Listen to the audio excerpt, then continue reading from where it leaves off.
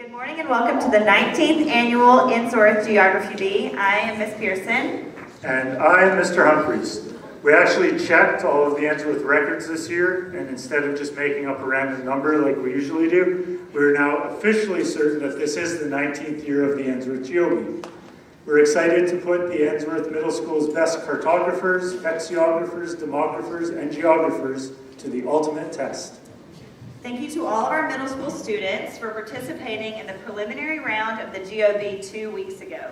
We know that taking a test with a 40% school average can be a little intimidating, but you all kept the energy up and tried your best. Thanks as well to the teachers who took the test. We have all of those results, but more on that later. Once again, those very difficult tests have given us the top 10 that you see sitting before you. As we announce the names, please let your friends and classmates hear your support. Audience, you're going to have to sit perfectly quiet for the next 40 minutes, so you should probably get your cheering out now.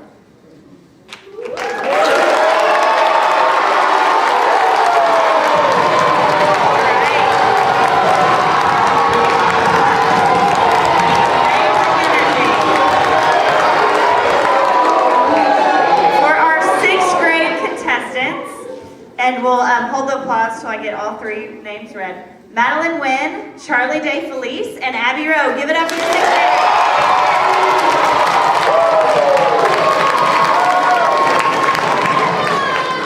graders. For our 7th graders, we have Connor C., Colin Dowdy, and Armand Mansouri.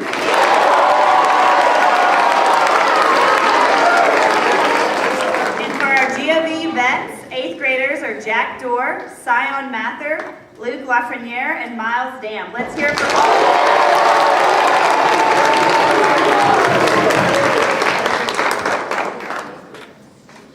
Now we need to go over some boring rules. Audience, it is expected and required that you make no sounds, gestures, or other observable signals to any of the contestants during the question and answer time of the competition. You may not whisper, talk to a neighbor, or shout out an answer you think is correct, obviously. During the question and answer times, it must remain silent in the auditorium.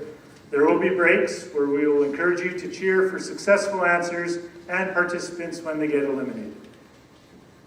Participants, today's competition will consist of the first round and then a championship round for our 2 final contestants.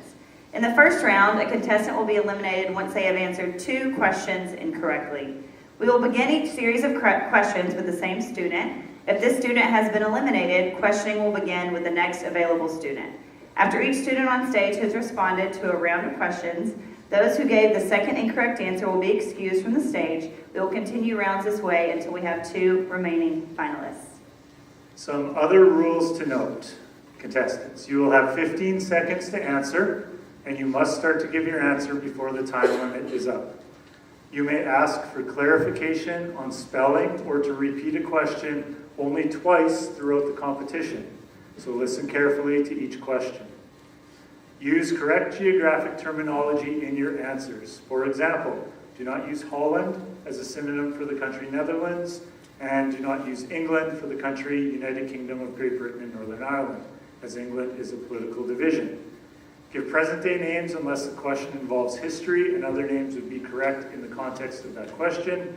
You will not be penalized for inaccurate pronunciations or spellings, so long as it can be determined that you know the correct answer.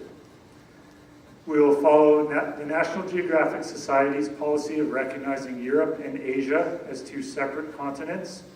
Oceania is considered a region rather than a continent, and it will not be accepted as a correct answer for the continent of Australia.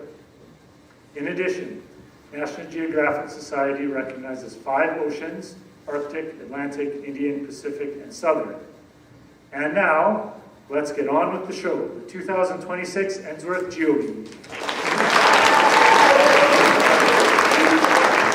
The first set of questions is about the United States and will require oral answers. Each of you will answer a different question, and you will have 15 seconds to give us your answer.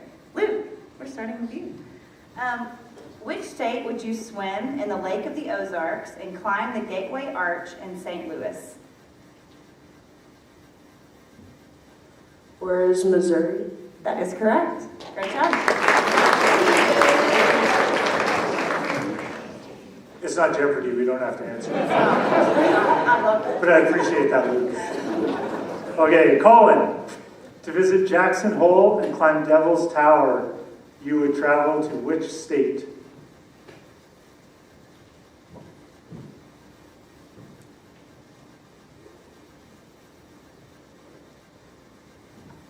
Mississippi. The correct answer is Wyoming. Abby. To visit Seneca Taverns in the Allegheny Mountains and tour a restored coal mine in Beckley, you would travel to which state?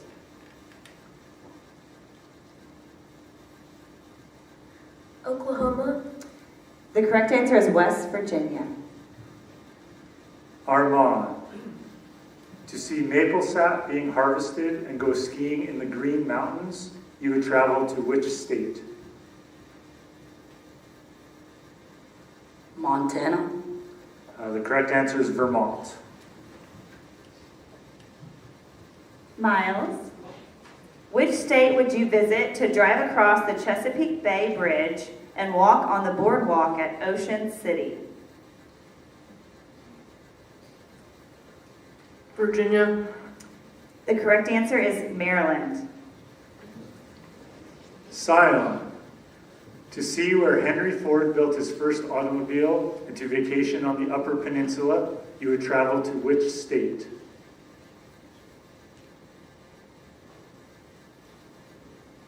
New York. The correct answer is Michigan.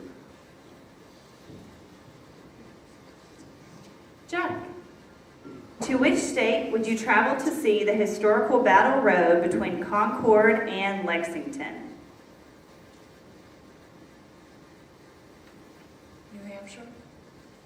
The correct answer, can you repeat that? New Hampshire. The correct answer is Massachusetts. Charlie. To see Mount Hood or visit Lewis and Clark College, you would travel to which state?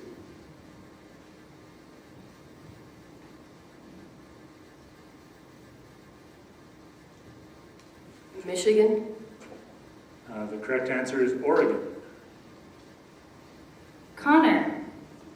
To visit Carson Sink and Lake Tahoe, you would travel to which state? Nevada. That is correct.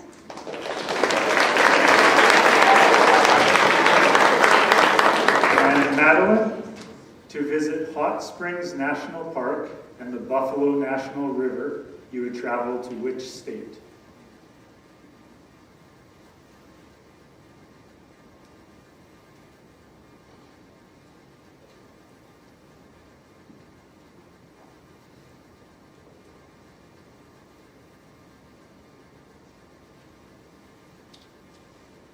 Good answer.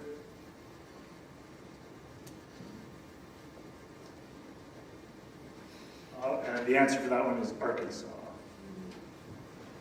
All right. All of you will respond to the next question by writing an answer on paper provided for you by Mr. Solito. You'll have 15 seconds to write your answer. When I call time, put down your markers and hold up your answers. When I call on you, please read your answer aloud. You will not be penalized for inaccurate pronunciations or spellings, so long as it can be determined that you know the correct answer. I will give the correct answer after all the answers have been given. Please keep your answers visible until the scorekeeper has recorded the scores. I will read this question twice, so you may not ask for a repeat. Is everyone ready for the question? All right. What desert covers much of northern China and southern Mongolia?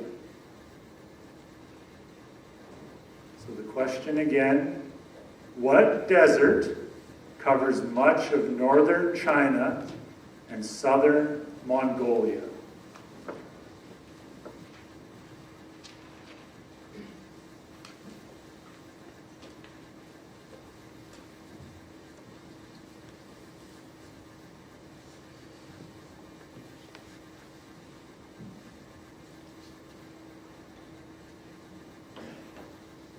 And time. So we're going to go down the line and we're going to ask you to read your answers out loud, please.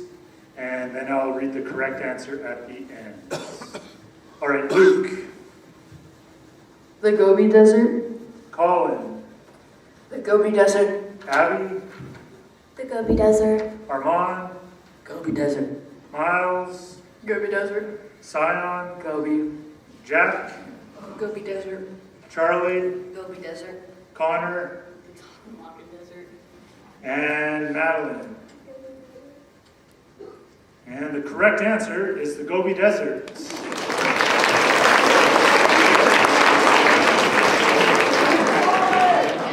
All right, we are all still in it. And you guys are doing great. These are really hard questions. You're doing an amazing job. So much courage to do this. We're very proud of you. The next set of questions involves a map that shows youth soccer participation in the United States. Each of you, in turn, will use the information on the map to answer your question. We will give all of you a moment now to look at your maps. We'll take about a minute to do this.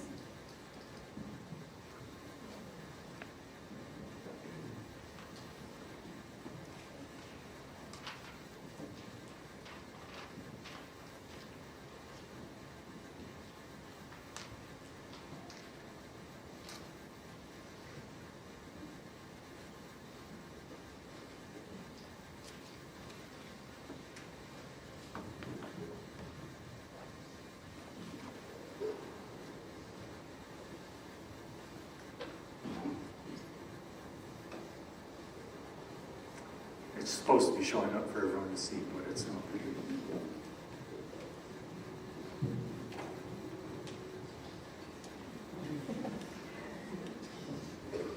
You can imagine an unlabeled map of the United States of America with some different shading showing soccer participation for youths in America.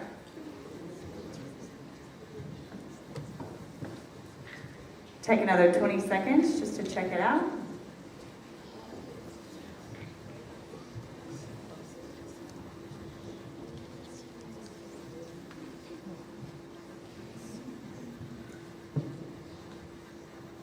All right, contestants, please place your maps face down in front of you. When it is your turn, you can look at your map while I read your question. You have 15 seconds to answer. All right, first question is for Luke. Which state that borders the Pacific Ocean has the highest percentage of youth participating in soccer?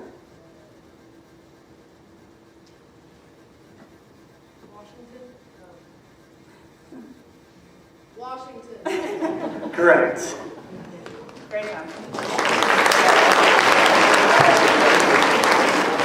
Colin, which Gulf Coast state that also borders Louisiana has between 3 and 3.9% of its youth population participating in soccer? Texas. That is correct. Good job.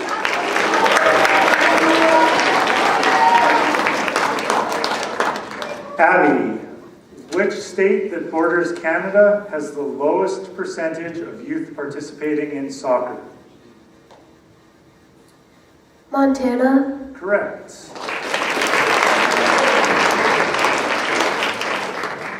Armand, which New England state has a youth soccer participation rate between 5 and 7%? Vermont. That is correct. Good job. Miles, which state bordering Lake Michigan has the lowest youth soccer participation rate? Illinois. Correct. Sion, which state that borders Kentucky has more than 7% of its youth population playing soccer? Virginia. Correct.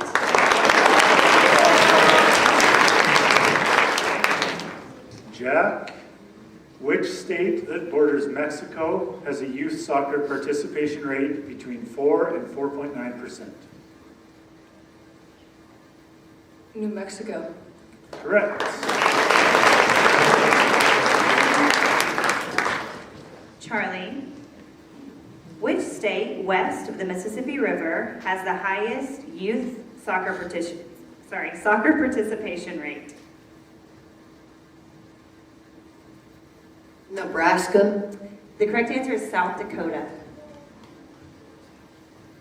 And Connor, which state just west of New Mexico has a youth soccer participation rate of less than 3%? Arizona. Correct.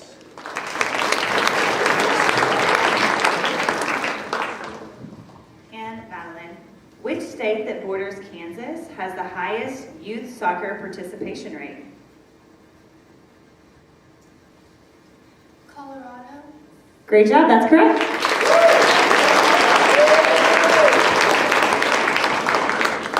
And that's the end of the round. At the end of every round, any contestant that's gotten 2 questions wrong will go back to their seat, but we want to give the biggest round of applause today for Charlie. Thanks, Charlie.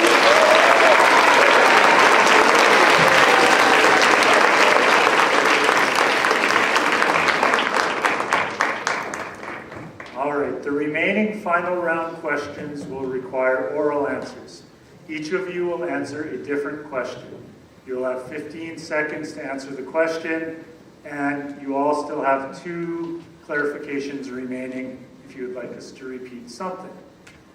Everyone ready for round 4? All right. I'm starting this one. Luke. Tehran, located at the foot of the Elbrus Mountains, is the largest city in which largely arid country? Can you repeat that? Tehran, located at the foot of the Elbrus Mountains, is the largest city in which largely arid country?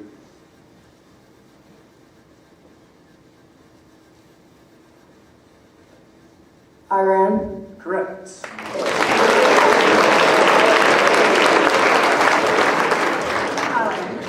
Kinshasa was founded alongside a wide part of the Congo River.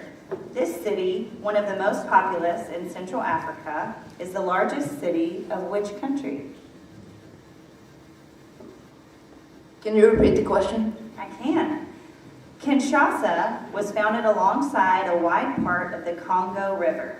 The city, one of the most populous in Central Africa, is the largest city in which country? Democratic Republic of Congo. That is correct.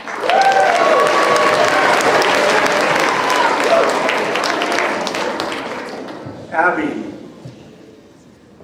located in a tin and rubber producing area near the Strait of Malacca, Kuala Lumpur is the largest city of what country?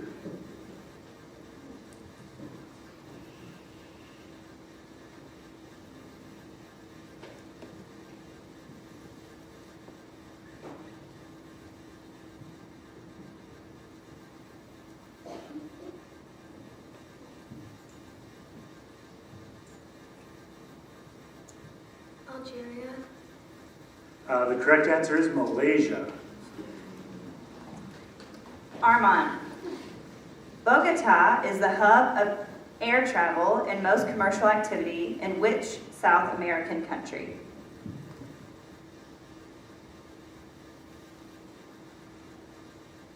Venezuela. The correct answer is Colombia. Miles. Archaeological remains of thermal baths once visited by Roman emperors are an important attraction near Tunis. In which country?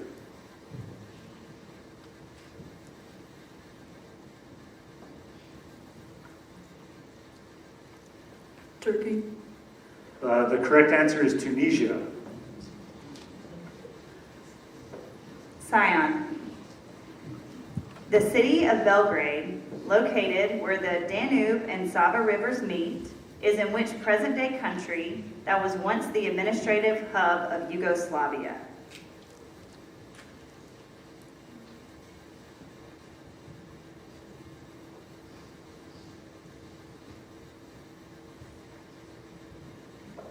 Slovakia? The correct answer is Serbia. Jack. Manila, which has an excellent harbor partially framed by mountains on the Bataan Peninsula, is in which country? Can you repeat the question? Manila, which has an excellent harbor partially framed by mountains on the Bataan Peninsula, is in which country?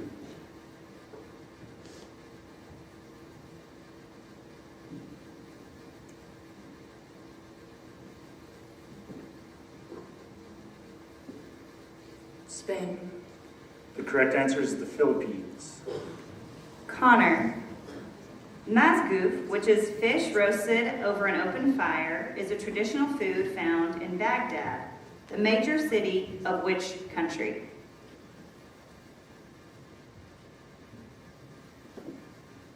Could you repeat that? Of course. Mazgoof, which is fish roasted over an open fire, is a traditional food found in Baghdad, the major city of which country?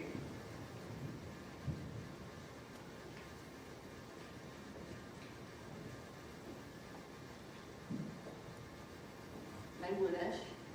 The correct answer is Iraq. And Madeline. Built on a swampy plain and easily flooded, Jakarta is a city in which country?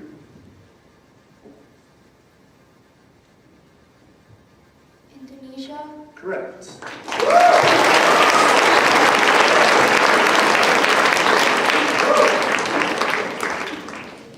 And now we are actually going to lose a few contestants. Abby, Armand, Miles, Sion, and Jack and Connor. Let's give them a big round.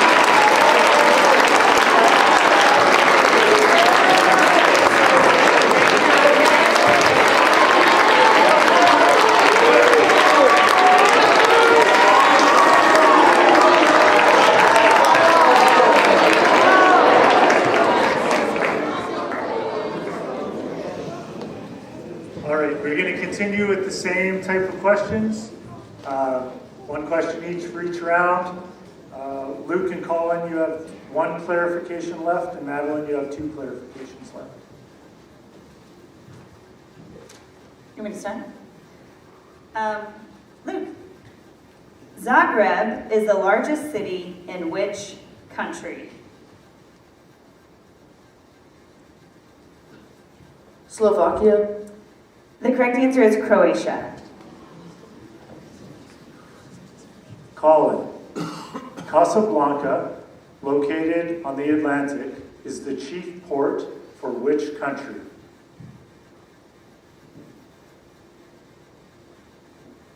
Portugal. The correct answer is Morocco. Madeline. This island nation lies southeast of India in the Indian Ocean and was formerly known as Ceylon. What is it called today? Sri Lanka. That is correct.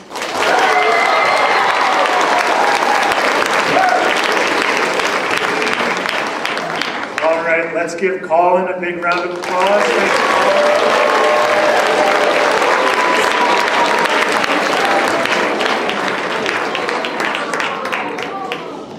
All right, so Ms. Pearson, you're up. Are we at the championship round? Yep. Okay, let's give it up for our final.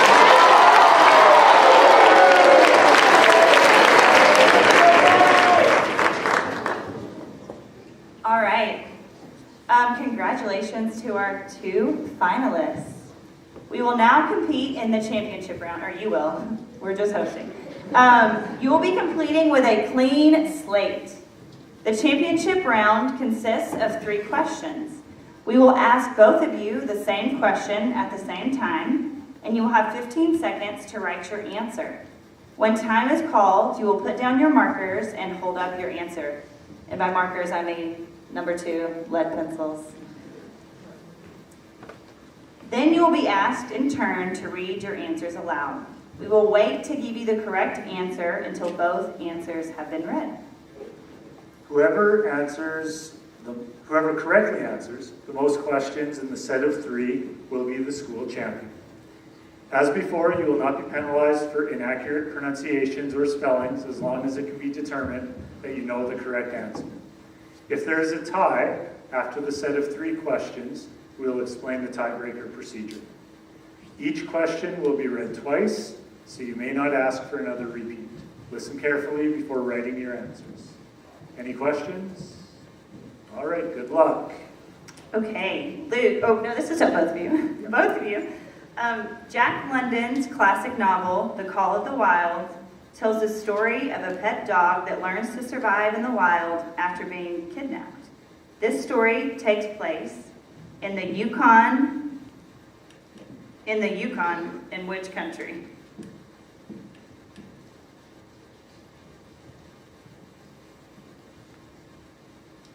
You want me to repeat the question? I can do that. Jack London's classic novel, The Call of the Wild, tells a story of a pet dog that learns to survive in the wild after being kidnapped. This story takes place in the Yukon, in which country?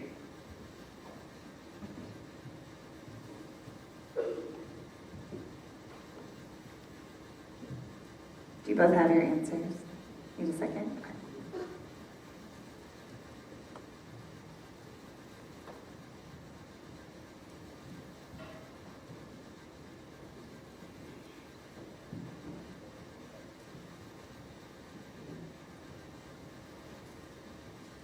Okay, Luke, read your answer. Canada. And Madeline, read your answer. Cambodia. And the correct answer is Canada.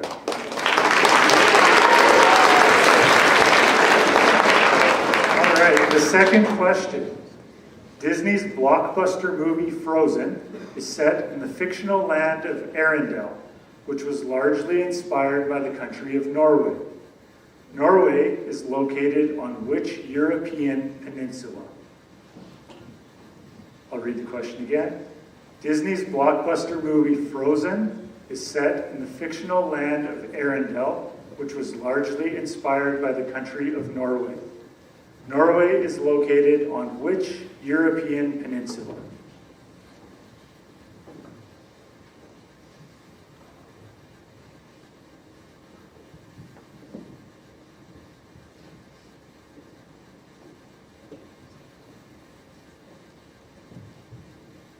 All right, Luke, can you read your answer?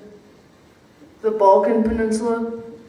And Madeline, can you read your answer? Scandinavia. And the correct answer is Scandinavia.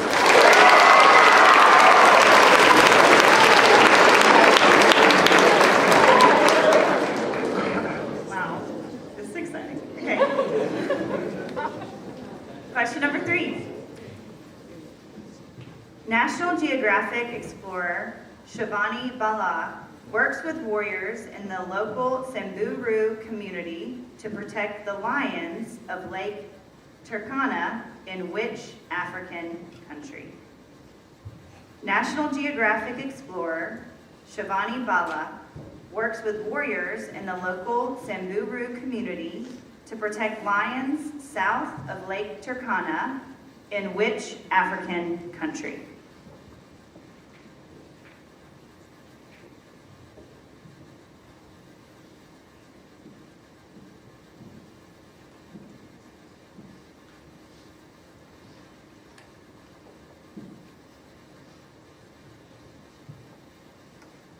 Luke? Kenya. Madeline? Ethiopia.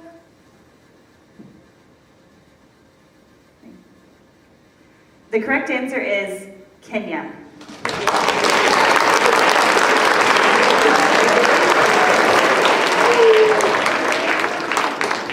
All right, so in our championship round, Madeline got one right, and Luke got two, so let's give it up for Madeline for being our 2020.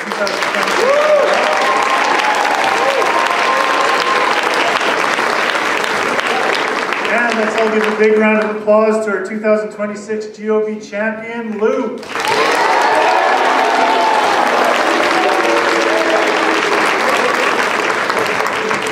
A brief reminder to everyone, this is such a difficult thing to do, to sit up in front of your school and represent yourself and get really challenging questions. And so please make sure to hype up all of our contestants today for making it to this round. And thank you so much for your amazing presence and quietness and respect during this. And one final round of applause for our final two finalists, and then Luke.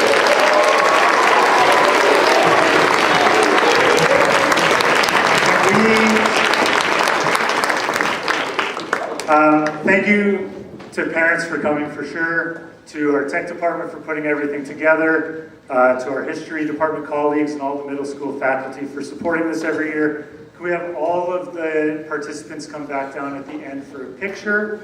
And I think Dr. McGee's got a couple things to say.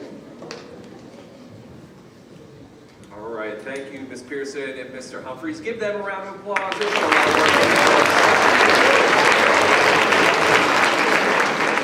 Just two really quick announcements for you all. We're going to head back to advisory for just about 15 minutes or so. On Friday, we have a service learning day where you all will be going out in various parts of the community or staying on campus. If our last service learning day you went out to the community, you'll be on campus, except for our sixth graders who will all be going where our compost goes.